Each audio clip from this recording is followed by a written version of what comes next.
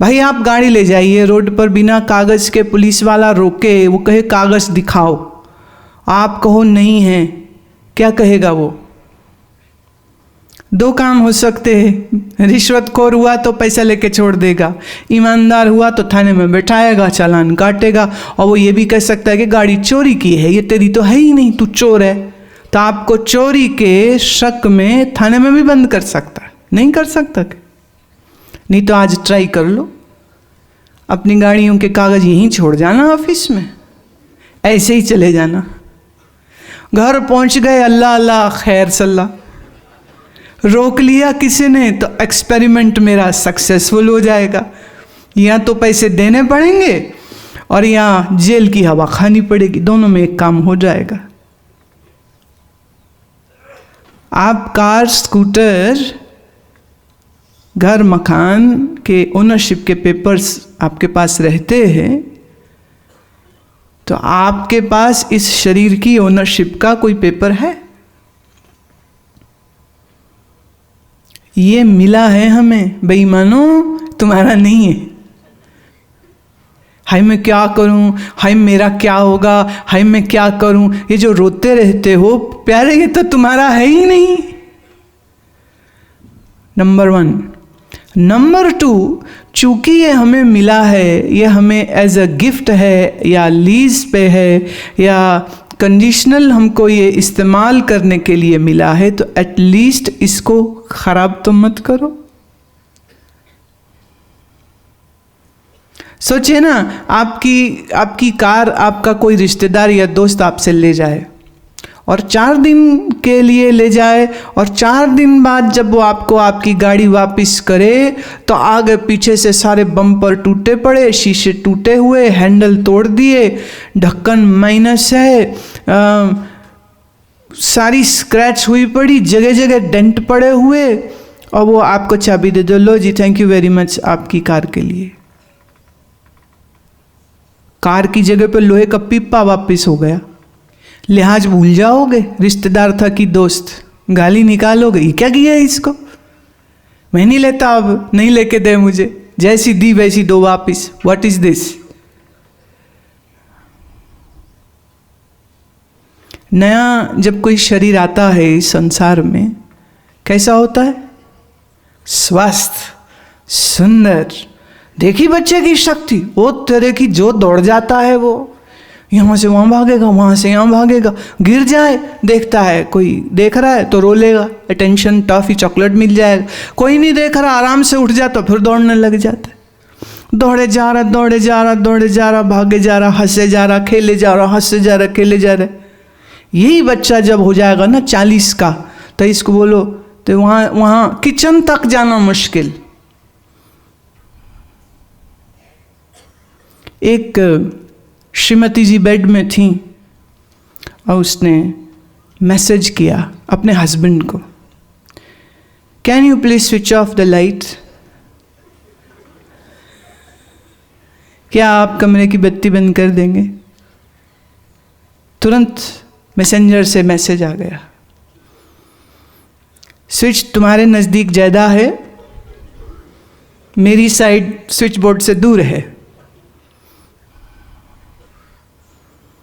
क्यों? दिन भर के थके हुए हैं, आलसी हैं, तो तू कर दे, तो तू कर दे। घर में आधे स्यापे इसी वजह से है। बेटे बाप से चाहते वो कर दे, बाप बेटे से चाहता काम कर दे, बेटियां कहती माँ कर दे, माँ कहती काम बेटी कर दे, बहू कहती सास कर दे, सास कहती बहू कर दे, हस्बैंड कहता मैं बैठ के खाऊं, बीवी कमाए, कहीं बीवी कहती ये गधा कमाए मैं खाऊं। शक्ति नहीं रह जाते, थक जाते। हालत देखो ना घुटने चलते, आधे टाइम पे बीपी की तकलीफ बनी रहती है, आधे टाइम में सिर दुखते रहते हैं, आधे टाइम में कुछ और हो जाता है, कभी कुछ और हो जाता है। शरीर का रोना तो लगा ही रहता है। तो क्या ईश्वर ने आपको ऐसा रोगी शरीर दिया था? ईश्वर ने तो स्वस्थ, एनर्जेटिक, ब्यूटीफुल शरीर दिया, और हमने इसका इतना दुरुपयोग किया है। जरा शक्ल देख लेना, कितने डंट पड़े हुए इस समय।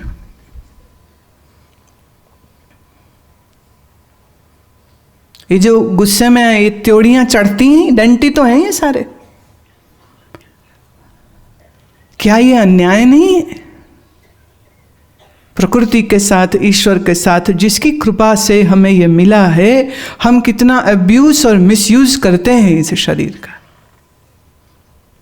लेकिन आप कितना अब्यूज कर लीजिए या यूज कर लीजिए या क्या कर लीजिए, एक बात तय है, ये शरीर शव होगा। तो रात सोने से समय पर शरीर के ऊपर ध्यान दीजिए और ये कहिए, अपने आप से कहिए कि ये मैं नहीं हूँ, ये मेरा नहीं है। और क्योंकि शरीर मैं बन के जिएंगे तो शव होंगे, फिर रोना पड़ेगा, अरे हम मर गए, चिंता करनी पड़ेगी, हाय हम मर न जाएं।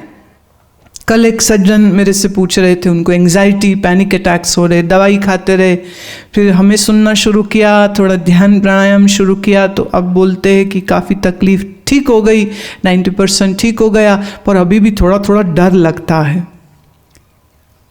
मैंने पूछा डर किस बात का है? तो अब 4, 6, 8 आदमी चीज़ बोलते हैं, इससे डर लगता है, इससे, लेकिन वो सत्य नहीं है। किसी भी भय, किसी भी डर का अगर आप अनुसंधान करेंगे तो आप पाएंगे कि वो डर सिर्फ मर जाने का होता है। कोई गले में काले धागे बांध के घूमते, कोई लाल धागे बांध के घूमते, हमें नजर न लग जाए।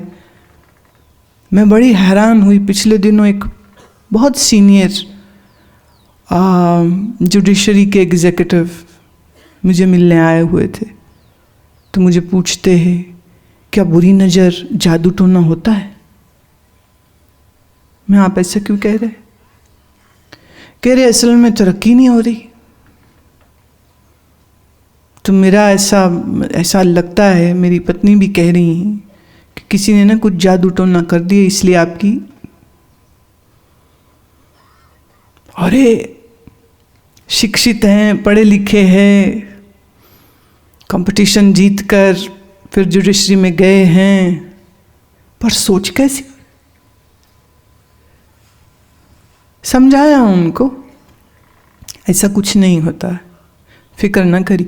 बाकी अगर आप ये मान लें कि ऐसा कुछ होता है तो फिर जरूर होता है। बात तो मानने की है ना। हम दुखी हैं ये आपने माना ही तो है, जब मान लेते तो दुखी हो जाते। जैसे एक उदाहरण देती हूँ, बच्चा घर आया और पिता से कहता है, बड़ा डरते डरते, हवाइयाँ उड़ रही थी चेहरे पे, घबराया कांपता आके कहते, पापा मेरे से एक्सीडेंट हो गया, गाड़ी लग गई है, काफ़ी लग गई है। और साथ में उसको ये था कि बाप ने अभी जूता उठाना है और चालू हो जाना उसने, और फिर रुकना भी नहीं, क्योंकि हमेशा वो यही तो करता था। लेकिन बड़ी अजीब बात हुई, पिताजी कुछ बोले ही नहीं, कहते चल कोई ना, छाड़ परे, गड्डी लग गई, नो प्रॉब्लम। समझ नहीं आई चक्कर क्या हुआ। तो जाके अपनी माँ को कहते, मम्मी ये तेरे घर वाले को क्या हुआ है? ये ऐसा कैसे जवाब दे दिया इसने? कहती बेटा तुझे नहीं पता। बोले क्या? बोले गाड़ी तो तेरे चाचे ने खरीद ली, पैसे वो दे गए, पैसे आ गए हैं, वेट ही कर रहे थे, वो थोड़ा बाजार तलक गए हैं, बस आएंगे, चाबी लेनी उन्होंने ले जानी। तो तेरे पिताजी को अब काहे की चिंता, अब गाड़ी तेरे बाप की नहीं है, गाड़ी अब तेरे चाचे की है। अच्छा मेरी नहीं है, हमारी नहीं है, चलो हमने क्या लेना। अब समझ लगी कि पिताजी आज शांत मुनिवश्वर नहीं हैं, सामान आज बिक चुका है, इसलिए खुश रहे वो। अभी वो खुशी की मिठाई मुंह में डालने ही वाला था, पीछे तो तरह की थप्पड़ पड़ा उसके सिर पे, एक नहीं दनादन 10 गालियां पड़ी 100। अब समझ नहीं लगी अब क्या हो गया। हुआ ये कि चाचा आया, अंदर देखी गाड़ी की हालत, तो बाप के उसके 2 लफाड़े लगाए, पैसे वापस ले लिए। अब बाबा के पिटाई कर रहे, क्यों? अब नुकसान किसका है? हम, मेरा है। पहले किसी और का था,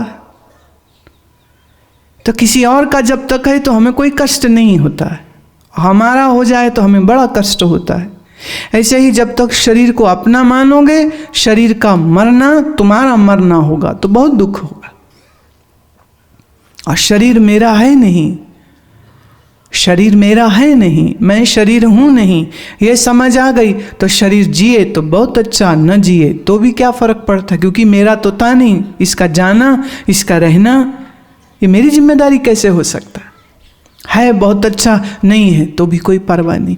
तो इस शरीर शव हो जाएगा, ट्रू, लेकिन इस शरीर के शव होने से पहले ये शरीर जिस चैतन्य आत्मा के कारण चैतन्य सा जिंदा चलता फिरता प्राणवान प्रतीत होता है, उस शिव को अगर आप जान लेते हैं, शिवत्व को पहचान लेते हैं, शिव तत्व को अगर समझ लेते हैं, तो आपके जीवन में शोक को कोई जगह नहीं, चिंता को कोई जगह नहीं।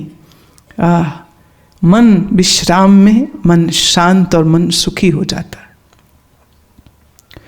शिव तत्व के विषय में थोड़ा समझने के लिए अब जो हमने रुद्राष्टकम का पाठ किया था उसको समझिए आप। नमामि शमीशान निर्वाण रूपम। शिव के 2 स्वरूप मैं बहुत बार कह चुकी हूँ। एक जिसे हम कहते हैं सच्चिदानंद परब्रह्म, that which is the abstract, ever truthful, ever conscious, ever blissful and omniscient existence. सत्य, चैतन्य, आनंद, व्यापक। ये जो सच्चिदानंद रूप शिव है सो तो मेरा ही आत्मा है। और महादेव अर्थात जिसे हम शंकर भी कहते हैं, जो आदि गुरु है अथवा प्रथम योगी है, अथवा इस सृष्टि की जो विध्वंसात्मक शक्ति है, उसे हम शिव कहते हैं, उसे भी हम शंकर कहते हैं। शिव शंकर एक नाम है, और ऐसे शिव शंकर में 2 नाम हैं तो 2 स्वरूप है, एक निर्गुण और एक सरगुण। अच्छा, बड़ी अजब बात है, राम कृष्ण इत्यादि इत्यादि के माँ बाप सब दिखते हैं। It very interesting. ये एक पौराणिक कथा है, मैं आपको कहती हूँ। एक दिन, यही दिन जब शिवरात्रि का कहा जाता है, शंकर जी की शादी सती से होने लगी।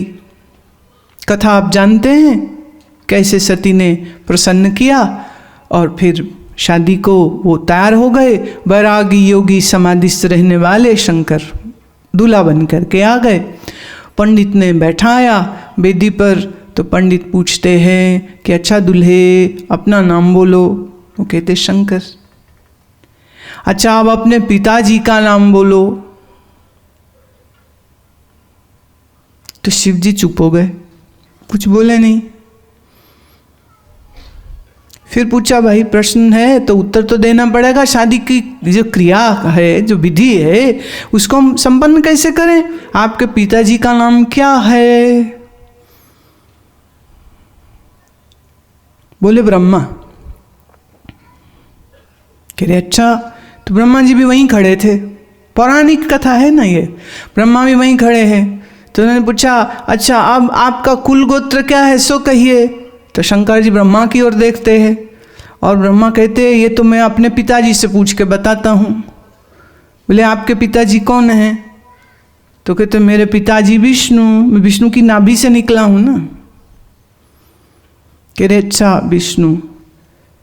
तो विष्णु जी को देखे तो विष्णु कहते मुझे काहे देखते हो, मैं अपने बाप को पूछता हूँ। और वो देखे शंकर जी को।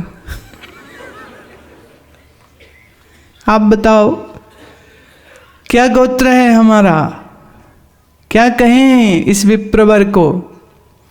तो पंडित के तो समझ ना लगी कि कौन किसका बाप हुआ और कौन किसका बेटा।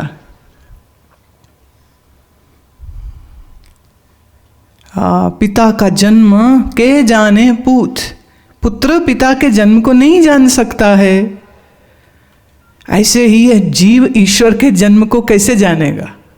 तो शंकर कब जन्मे मालूम नहीं, कौन माता पिता मालूम नहीं, कौन है बोले अच्छा संकेतवश कह देते हैं। देखिए मैंने बहुत बार ये चर्चा करी है, फिर से दोहरा देती हूँ। हमारे पुराणों में सिंबलिज्म को, कोडिज्म को बहुत इस्तेमाल किया जाता है, और इन सब शक्तियों को जिससे सब कुछ बनना at the atomic level, creation, sustenance and destruction, it's happening at the cellular and the atomic molecular level। जिस शक्ति से बनना हो रहा है सो ब्रह्मा, जिस शक्ति से पलना हो रहा है सो विष्णु, और जिस शक्ति से मिटना होता है सो शिव है। तो शंकर कौन? तो वो बोले शंकर हैं वह जिनने इस सत्य को पहली बार उद्घाटित किया। Who professed it? Who disclosed this depth? Who spoke about this knowledge? Who spoke about the Shav and Shiv is called Shankar। वही शंकर। तो इस रुद्राष्टक में प्रणाम करते हैं, नमामि, हम प्रणाम करते हैं ईशान। ईशान माने स्वामी, जो हमारे स्वामी हैं, जो ईश्वर है, निर्वाण रूपम, जो मोक्ष स्वरूप है, विभुम, व्यापक। विभु और व्यापक एक ही है, पर्यायवाची शब्द है। विभु मतलब ओमनिसिएंट, जो सब जगह है, व्यापक जो सब स्थान में है, ब्रह्म वेद स्वरूपम। ब्रह्म का अर्थ सबसे बड़ा भी होता है, और ब्रह्म का अर्थ सच्चिदानंद भी होता है, और वेद मतलब ज्ञान है। कैसा उसका स्वरूप है? जिसका स्वरूप वेद है, माने ज्ञान स्वरूप है। निजम, निर्गुणम, निर्विकल्पम, निरीहम, ये विभु व्यापक ब्रह्म वेद स्वरूप कौन है? निज। निज माने मैं। निजम, ये जो मैं है, ये मैं जो शरीर नहीं, ये मैं जो इंद्रिय मन बुद्धि नहीं, ये जो मैं है निजम निर्गुणम, ये जो तुम हो, तुम निर्गुण हो, माने गुणातीत हो, माने रजो तमो सतोगुण नहीं हो। तुम जो निर्गुण हो, तुम जो निर्विकल्प हो। यहाँ दो अर्थ निकल रहे हैं, एक शंकर की स्तुति के लिए, महादेव की स्तुति के लिए कि तुम ऐसे हो। पर ये ऐसे ही हो गया कि जैसे मैं तुम्हें कहूँ तुमने भोजन खाया, तो तुम कहते हो हाँ मैंने खाया। अब मैंने कहा है तुमको, और जवाब दे रहा है मैं। Are you getting what I am saying?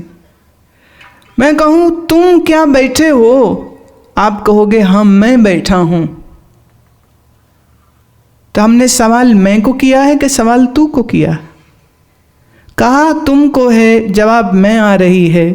तो इसी तरह से निजम, हम कह रहे तुम ऐसे हो, और सुनने वाला कहता है मैं ऐसा हूं। निजम निर्गुणम, अगर शंकर गुणातीत हैं सो ही तो तुम हो। बस फर्क ये है, शंकर जानते हैं मैं गुणातीत हूँ, और तुम अभी शरीर बन के बैठे हो। मैं औरत हूँ, मैं मर्द हूँ, मैं आदमी हूँ, मेरे इतनी उम्र है। तुम शरीर की सीमाओं में बंधे हुए हो, शंकर नहीं बंधे।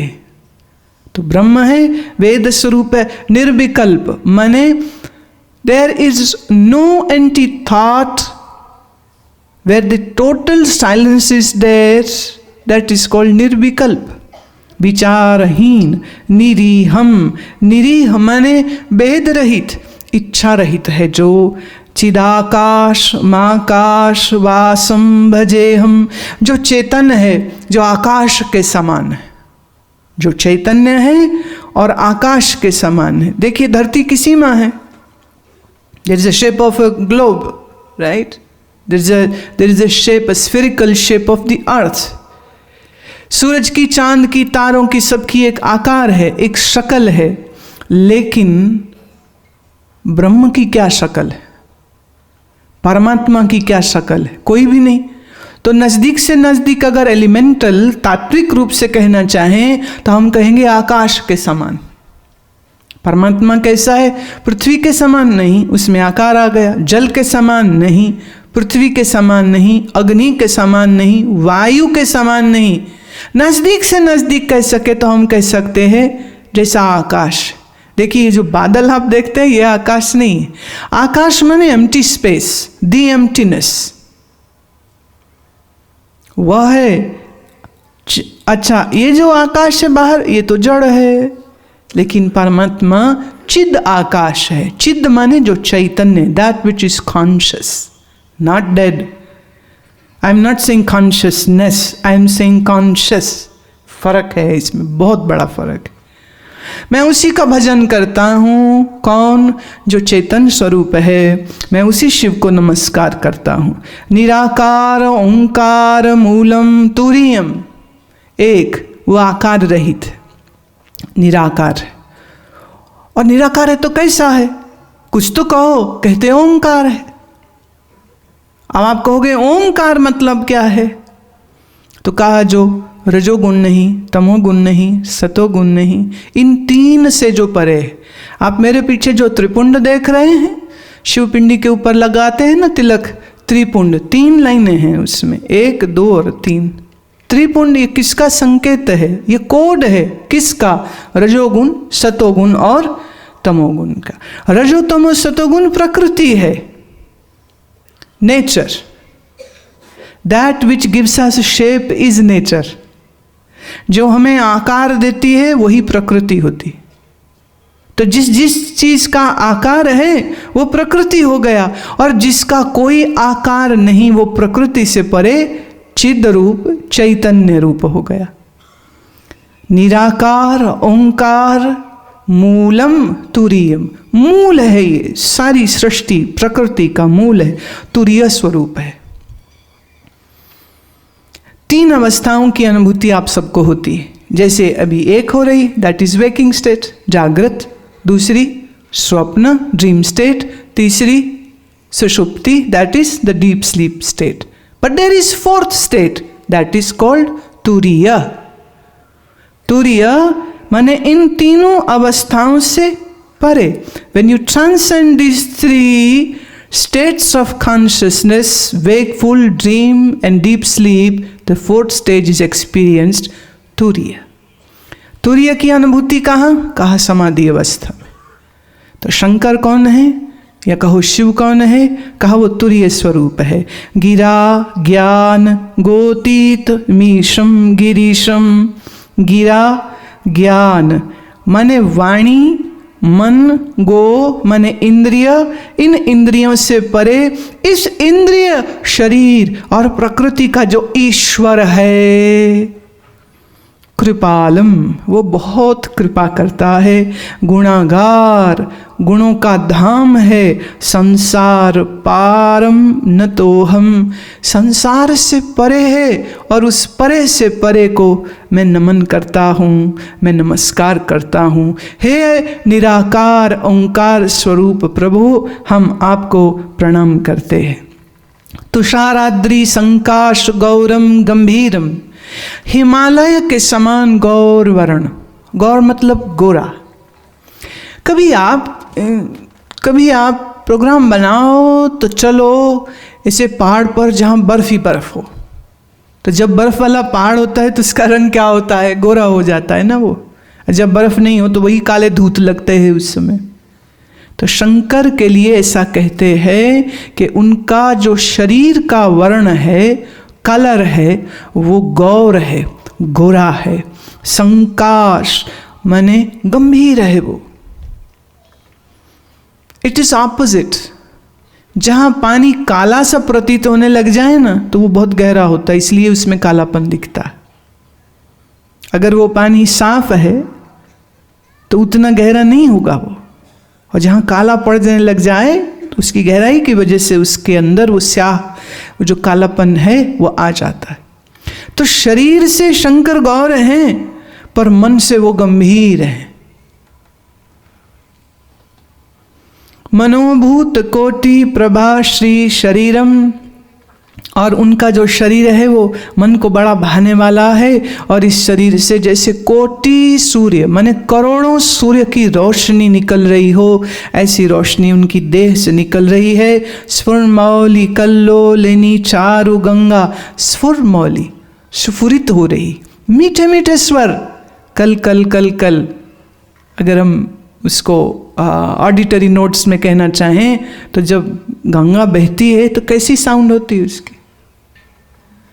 आप गंगा देख के आ गए, डुबकी मार आ गए, गंगा का कभी गीत नहीं सुना तो कैसे पता चलेगा। तो यहाँ वो उस गीत का जो गंगा के बहाव में, when the Ganges flows, the sound which comes out, it's talking about that. स्फुरमौली कल्लोलिनी चारु गंगा, ये मधुर स्वर देती हुई गंगा जिसके शीश से निकलती है। लसद बाल बालेंदु, जिसके मस्तक पर बाल चंद्र है। कंठे भुजंगा, जिस शंकर के कंठ में भुजंग है, सर्प है।